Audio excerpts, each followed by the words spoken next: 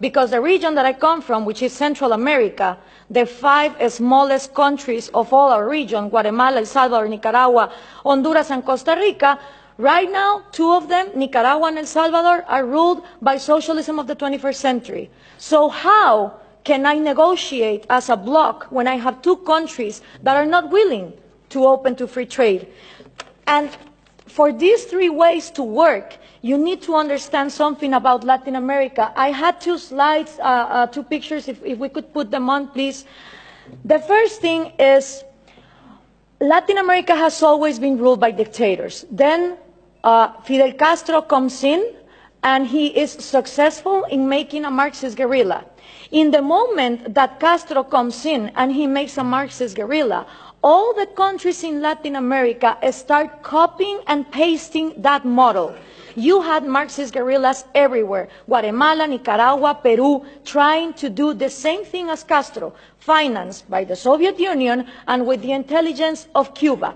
1989 comes, the Soviet Union collapses, and the left Marxist wing of Latin America, the socialist sectors, they are in trouble, because now they don't have the money of the Soviet Union to keep on going with these violent guerrillas, but they still want to come to power. So what do? Well, Fidel Castro gathers together with Lula da Silva, and they form the first Forum of Sao Paulo. The Sao Paulo Forum is a parliament that every year gathers together to further on the socialist agenda. And they start working on 1990. In 1998, they put their first president, Hugo Chavez. And that was a relief for Cuba, because the money that the Soviet Union was lacking to give, the oil of Venezuela started giving. And now that the oil prices are coming down, they are hoping for Colombia to advance on the agenda to give FARC, the Marxist guerrilla drug dealer of Latin America, places in power. If this happens, we're going to have the first narco-socialist government, which will mean that the money of drugs, it's infinite. It doesn't depend on the market like oil, and then you have another socialism of maybe the 22nd century. So what we need to understand is this regional strategy is not only put in place in Venezuela, it has been put in place and tested in Brazil, Argentina, Chile, Uruguay, Nicaragua, El Salvador. And the places where they haven't governed, they have people who are waiting to come to power. When we understand this, we also understand that when the Berlin Wall fell and communism was a thing of the past, in Latin America we voted for the so-called neoliberal governments, the right-wing presidents that were going to open the market. These people gathered together in the Washington Consensus, and they promised that they would give us free market.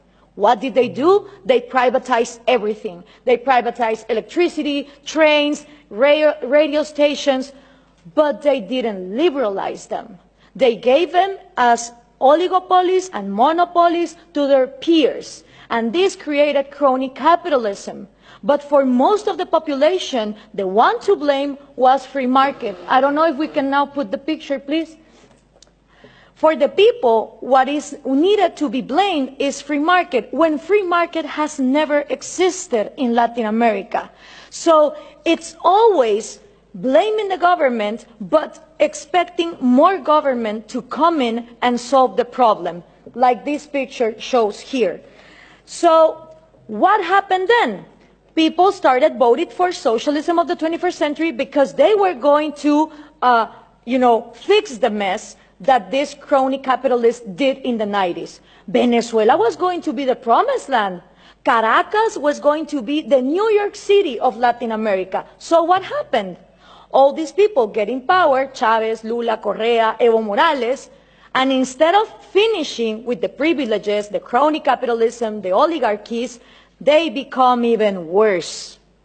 So why is this good news to us? Because people in Latin America don't know what to do. They tried with the right wing, and they think that too much of a free market failed, and then they tried for socialism of the 21st century, and it turns out that it didn't end poverty, it multiplied it. So right now, it's a great and excellent opportunity for people like us, for people who really defend liberties and freedom, not only economic liberties, but also individual liberties. Because in a moment where there is frustration to the left and to the right, and everything has been tried, and all of them are statists who want to control the economy, is great news for people like us who want to defend freedom. The examples given here from different regions of the planet demonstrate that freedom works.